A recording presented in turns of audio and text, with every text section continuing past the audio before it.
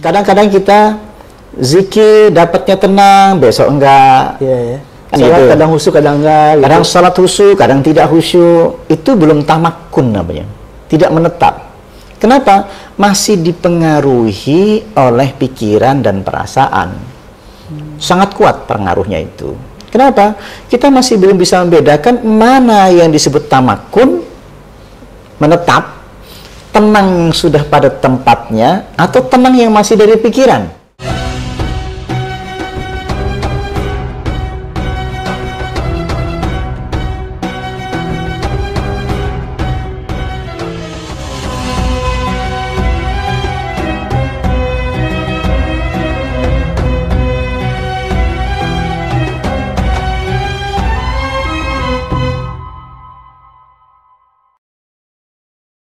Assalamualaikum warahmatullahi wabarakatuh.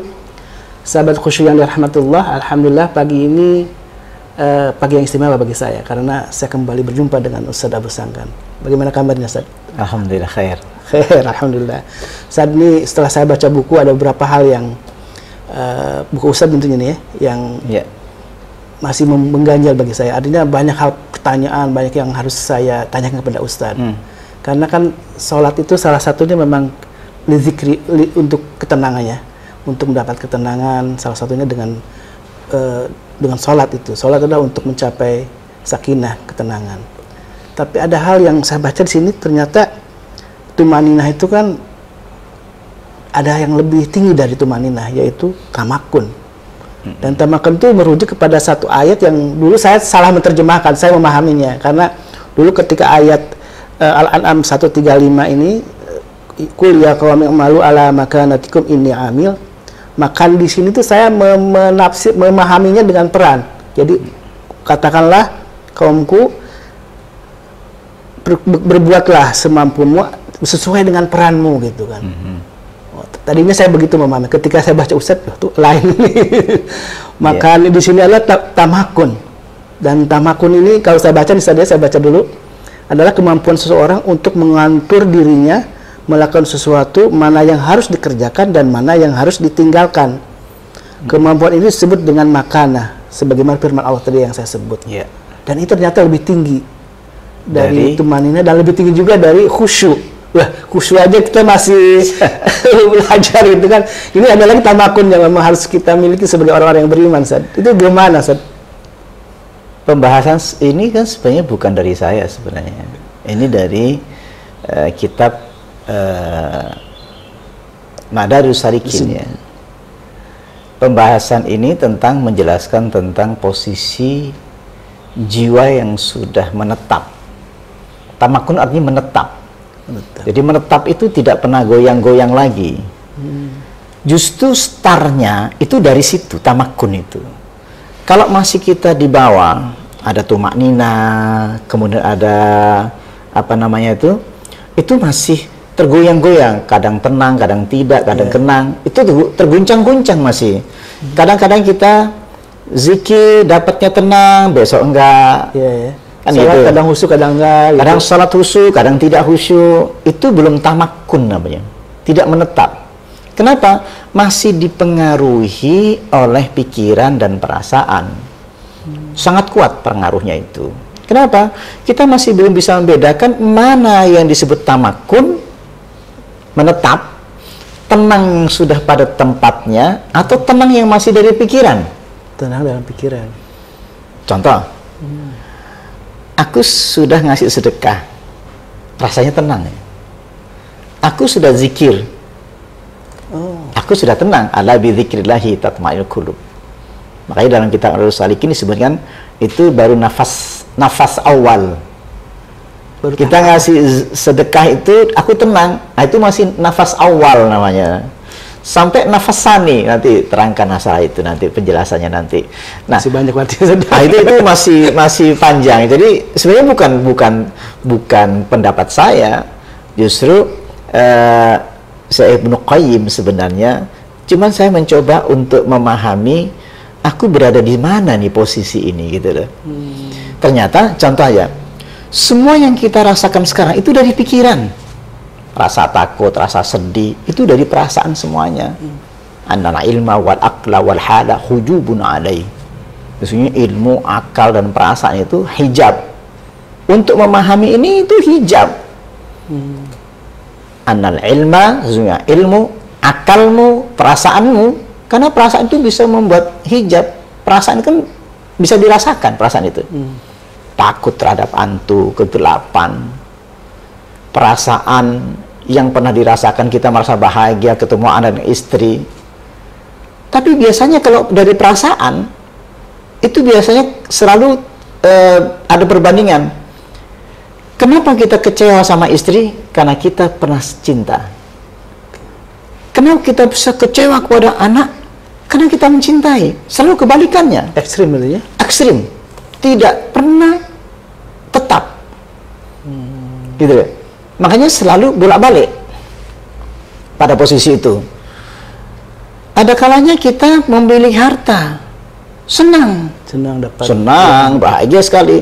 Tapi satu ketika tiba-tiba tidak ada uang, gelisah. Selalu kebalikannya. Makanya bagaimana posisi habibaka haunama asa yakuna baghidaka yawmamma. Hari itu cintailah seseorang itu, dia biasa-biasa saja. Sebab suatu ketika dia akan jadi musuhmu kayak gitu. Nabi sudah ngomong kayak gitu kan. Nah, gimana dong? Kita suruh cinta, tapi siap-siap dong jadi musuhmu. Wa baghidaka. Marah, bencilah kepada orang, tapi jangan terlalu-lalu. Suatu ketika dia akan mencintai. Nah, ini sudah diperingatkan itu. Dalam sedih, setelah akan jadi kekasihmu gitu. Nanti suatu ketika akan jadi kekasihmu. Karena itu perasaan. Kan itu. Karena itu perasaan. Perasaan masih tingkat perasaan. Pasti ada kebalikannya. Tidak kalau tamakun itu tak ada kebalikan. Karena menetap. Dia akan menetap. Kenapa? Contoh, saya suka makan sate. Kan? Sate itu nikmat. Sebelum kita makan rasanya itu kayak kita sekresi sampai pengen keluar. Sebelum ada satenya sudah ada. Apalagi asinan kan. Nah, kita harus sekarang ngeces asinan itu kan. Ya, sama. Tapi ketika sudah ketemu, 2 kali kita makan asinan itu, 3 kali hilang rasa itu. Kita tidak kuat 2 mangkok atau 3 mangkok, nggak kuat lagi. Bakso. Ini semua akan merasakan itu. Nah, tamakun itu tidak seperti itu.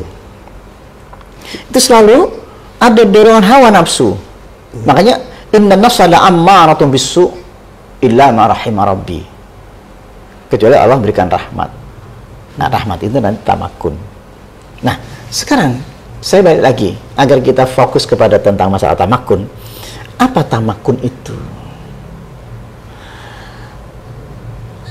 Kalau kita gambarkan sebagai kondisi tubuh manusia, asalnya manusia, bahwa manusia diciptakan min hama'im masnun min sulalatin min tin min salsalin kal fakhar. Bahan-bahannya manusia dari tanah, dari uranium, fosfor, hidrogenium, oksigenium, kan bahan-bahan kita itu. Setelah sempurna, wa nafakhtu fihi min ruhi, maka ku hembuskan ruhi, ruh milikku. Tubuh yang sempurna fi ahsani taqwim, sempurna. Setelah sempurna tadi, baru kau bisa hidup. Tadi barang mati, benda mati. Tubuh manusia dari fosfor, uranium, hidrogenium, oksigen, benda mati. Setelah diinstal ya, kemudian dikasih ruh, baru hidup. Maka hidup. Kita buktikan, begitu ruh dicabut, balik lagi. Mati lagi, benda mati lagi ya. Benda mati lagi. Benda-benda yang asalnya dari tanah tadi. Itu menjadi pupuk, bisa jadi pupuk itu. Menjadi oksigen lagi. Ya kan? Dari senyawa-senyawa seluruh alam semesta ini yang ada dalam tubuh manusia itu. Wa nafakhtu fihi min ruhi. Kuhembuskan ruh dariku, kata Allah itu. Siapakah ruh itu kan itu? Berarti siapakah ruh itu ya? Nah, ini kita kembali lagi dulu. Maka ketika kita masuk ke makna tamakun, Tamakun itu asalnya dia ingin kembali asal, menetap. Jadi posisinya adalah faqal abid, di atasnya ahli ibadah. Di atasnya ahli ibadah. Iya. Jadi kita ahli ibadah nih. Belum tentu dia tamakun. Tamakun salik, tamakun abid, tidak. Nah, beda lagi situ. Jadi di situ nanti pembahasannya dalam besar. Nah, kita bahas nanti itu. Kembali kepada makna tamakun. Kenapa disebut tamakun salik? Tamakun itu menetap sebagai salik. Salik itu berjalan.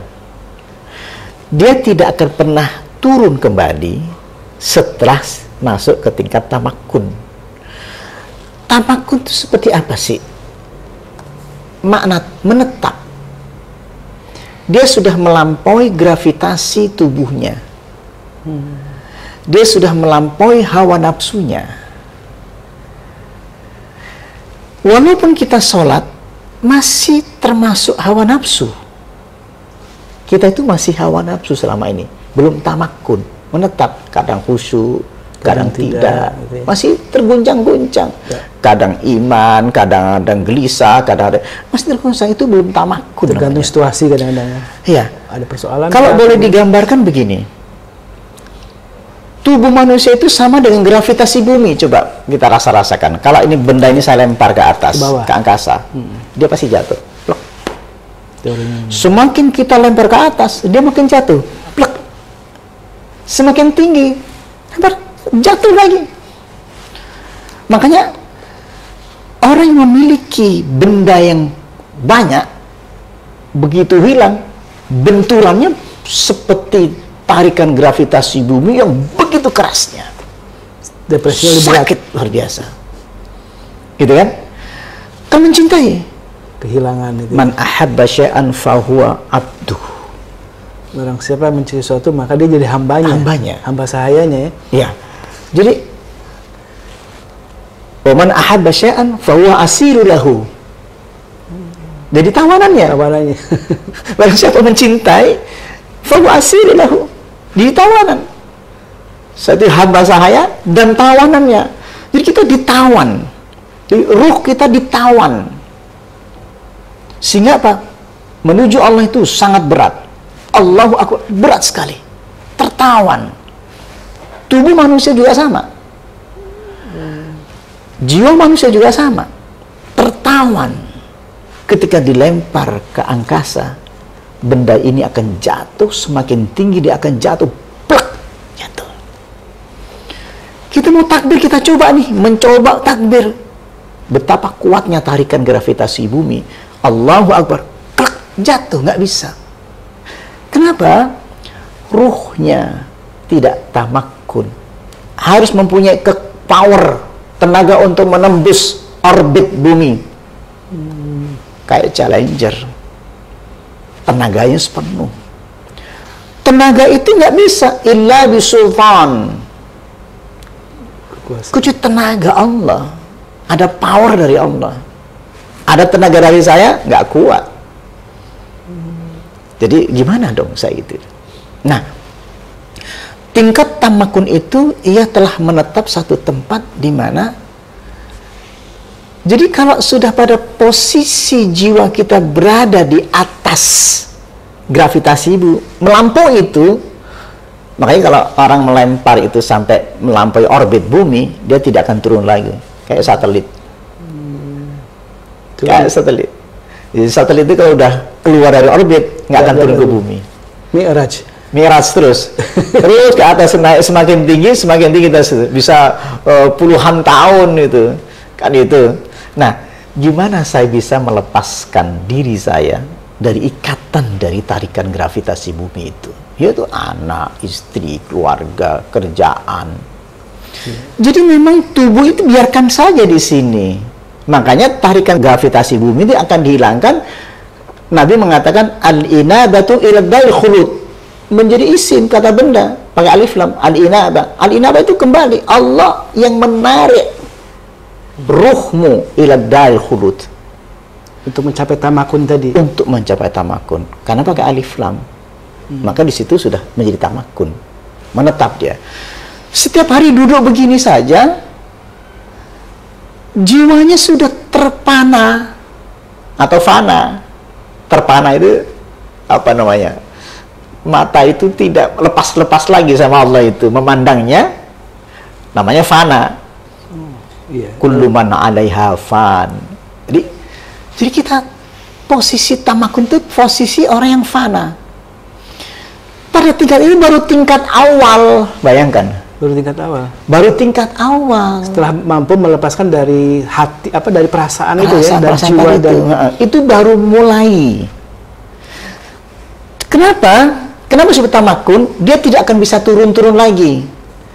Kalau hawa nafsu naik turun, entar khusyuk, entar tidak, entar itu terus.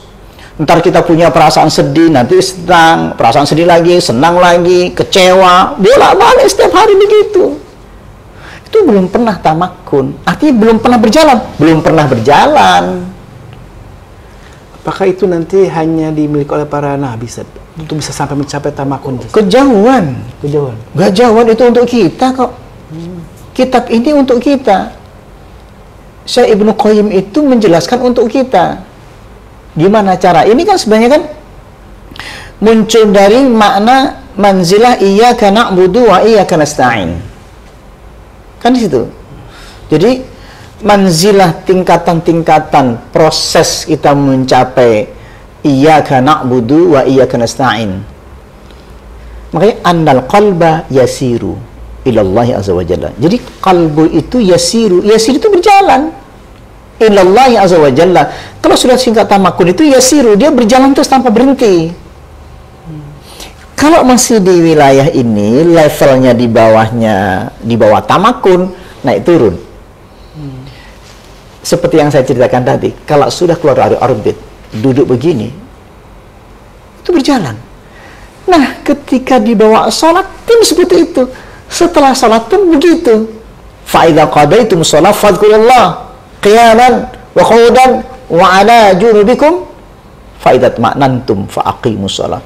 Tamakun itu enggak putus.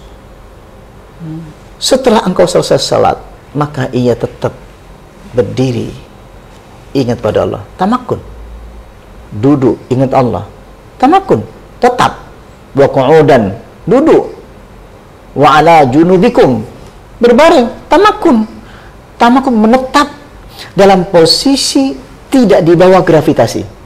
Posisi ia Allah tanpa terputus, itu namanya tamakun. Tamakun salik. Menetap dalam berjalan sebagai salik, sebagai berjalan. Dia duduk begini salik. Jadi madari salik itu tingkat dia berjalan tanpa putus. Tapi kalau masih hawa nafsu kan kayak masa-masa kita masih remaja, mahasiswa, kemudian masih belajar, ya kita nggak tahu, karena ini nggak pernah dipelajari. Harus nggak itu? Harus. Kalau meninggalkan dunia itu, apakah kemudian bukan berarti tidak terlibat dengan urusan dunia saja? Itulah salahnya. Orang kadang pengen belajar tasawuf, tapi harus tinggalkan dunia gimana? Uang sekarang kita syahadat, sholat, zakat aja bicara dunia kok. Puasa, walaupun kita puasa, tapi malamnya itu pesta beneran, makan beneran itu. Kemudian haji, mau tinggalkan gimana? Semuanya urusan ini ya. Kaitannya dengan apa? Tugas kita itu menata dunia. Khalifah fil ard. Maka di situ menggunakan harta benda semuanya. Makanya jihad pertama apa coba? Harta benda dulu, baru jiwa. Oh iya. Kan nggak nyambung. Akhirnya kita kena doktrin Belanda. Akhirnya kita nggak punya harta, nggak bisa jihad dengan harta benda. Jihad itu problemnya. Balik lagi pada tamakun salik. Yes. Ya, ini yang jadi perbincangan. Itu baru tahap awal saja, tamakun salik itu. Baru tingkatan awal. Nanti akhirnya kan apa sih tujuannya kamu menjadi seorang salik? Ingin menangkap petunjuk Allah berupa apa? Nah, hubungannya apa? Kalau Nabi namanya wahyu. Kalau sahabat namanya tahdits. Kalau busangkan, ittaqu firasatal mu'min fa innahu yanzuru bi nurillah. Cahaya Allah. Waspada dengan firasatnya orang beriman. Nah, untuk saya itu firasat namanya. Untuk kita apa lagi? Ilham. Fa'alhamaha fujuraha wa taqwaha. Kalau sudah dapat wa taqwaha, namanya tamakkun sudah. Setiap hari dapat ilham takwa, setiap hari. Detik-detiknya hari itu dapat petunjuk setiap saat. Duduknya saja dapat petunjuk ilham. Berbaringnya dapat ilham. Lagi berbaring santai-santai gini, ada petunjuk nih. Ilham. Kenapa diingkari? Wah, kita kan orang nggak baik-baik, kenapa dapat ilham? Yang nggak baik-baik dapat ilham juga. Ilham fujur, inspirasi kejahatan, inspirasi mencuri, menjadi koruptor, itu dapat ilham juga. Ide-idenya kan dari jiwa, dari perasaannya.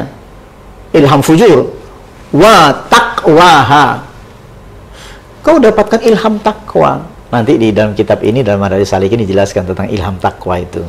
Ya, sudah saya bahas di yang sebelum-sebelumnya. Jadi, ya ja'annahu makhraja wa yarzuqu min haitsu la yahtasib. Allah buatkan jalan keluarnya dan kasih rezeki dari arah yang tidak disangka-sangka. Kan di sini, maka disebut tamakun. Orang tamakun itu selalu dapat ilham setiap saat. Setiap saat, iya. Baik peristiwa-peristiwa, misalkan ada gempa, ilham itu bisa ditangkap sebelum terjadi. Dia bisa mampu menangkap. Petunjuk itu kan dari Allah. Allah ngasih petunjuk kepada hati orang bersih, kepada yang dapat hati yang jernih. Orang tamakun itu tujuannya menangkap itu sebenarnya. Hidayah Allah itu ya. Saya bilang, kenapa kok perlunya itu? Nah, kita kan kenal Allah. Orang tamakun itu mengenal Allah. Nah, mengenal Allah itu mengenal apanya?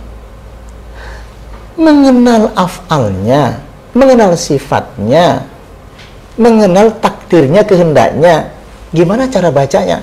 Langsung. Jadi setiap hari begini membaca petunjuk, membaca jalan keluarnya. Kenal sama Allah. Iya. Kenal apa? Allah hari ini akan ngasih rezeki. Allah hari ini akan ngasih jalan keluar. Tujuannya tamakun salik. Salik itu berjalan terus sama Allah. Ruh kita berjalan terus pada Allah. Maka petunjuk itu terus mengalir setiap saat. Setiap saat. Tapi ilmu ini rahasia. Karena pribadi Nggak bisa ngaku-ngaku. Wah, aku tadi malam dapat petunjuk untuk kau. Nggak ada. Itu pribadi. Ibnu Qayyim mengatakan begitu. Untuk dirinya sendiri. Mungkin untuk keluarganya sendiri atau sahabatnya sendiri. Kalau orang yang sudah tamakun itu ketika menghadapi takdir Allah yang jelek ya di mata manusia, itu gimana sebenarnya sikapnya? Jadi Asmaul Husna aja, nama Husna aja baik. Tidak ada yang jelek. Iya. Makanya harus mengimani rukun iman yang keenam. Ada takdir baik dan takdir buruk. Itu pasti terjadi. Takdir baik namanya baik. Takdir buruk namanya buruk. Buat saya tidak ada takdir buruk. Bagi Allah tidak ada tuh. Bagi Allah tidak ada. Ma'asaba min musibatin illa biiznillah wa yu'min billahi yahdi qalba. Tidak ada musibah bagi orang beriman. Karena itu semua dari Allah. Apa-apa yang dari Allah pasti baik. Husna. Kalau engkau menyadari itu baik, yahdi qalba. Itu akan mengalami seperti itu dalam kehidupan. Makanya ada aktivitas. Jadi ada aktivitas kehidupan. Jadi orang yang tamakun itu orang yang selalu berbaik sangka sama Allah, apapun yang terjadi. Kalimat berbaik sangka aja nggak enak bahasanya. Nggak enak ya? Husnudzon itu nggak enak. Nggak enak. Karena itu udah jadi rusak bahasa itu. Semua yang dilakukan Allah itu baik, kita aja udah. Gitu, bukan berbaik sangka. Ya memang bahasa itu untuk Indonesia itu lemah, kurang nyaman, udah pokoknya baik sangka. Buat saya Allah itu baik gitu aja sudah. Apa yang dilakukan Allah itu baik. Apa yang dilakukan Allah, tindakan Allah itu husna, baik semuanya. Termasuk mematikan anak kita, mematikan semua kehidupan kita itu. Membuat kita sakit, membuat kita bangkrut, apapun ya. Apapun. Bagi orang beriman nggak ada apa-apa kok itu, gitu loh. Apa? Nggak apa-apa. Orang apa-apa itu kan apa? Baik Allah itu, gitu. Aku bikin sakit, aku tengok di situ ada rumah sakit berkembang, aku tengok dokternya juga bahagia. Asik sama Allah itu. Ya, mudah-mudahan ini manfaat. Terima kasih Ustaz. Jadi sahabat khusyuk yang dirahmati Allah, tamakun itu menjadikan kita ini menjadi sebuah target saja bagi seorang salik, bagi kita yang ingin selalu kembali kepada Allah, inabah, maka itulah manzilah yang harus didapatkan, yaitu tamakun. Sehingga ketika tamakun, maka dia akan menganggap bahwa semua pun Allah, apapun yang terjadi dan ditakdirkan oleh Allah itu baik. Dan itu memang akan menjadi hidup sangat bahagia saja. Sangat enak, bahagia, tenang, dan itulah manzilahnya orang-orang yang bertakwa saja. Barakallahu fiik Ustaz. Jazakallahu khairan. Sama-sama. Wabillahi taufiq wal hidayah. Wassalamualaikum warahmatullahi wabarakatuh.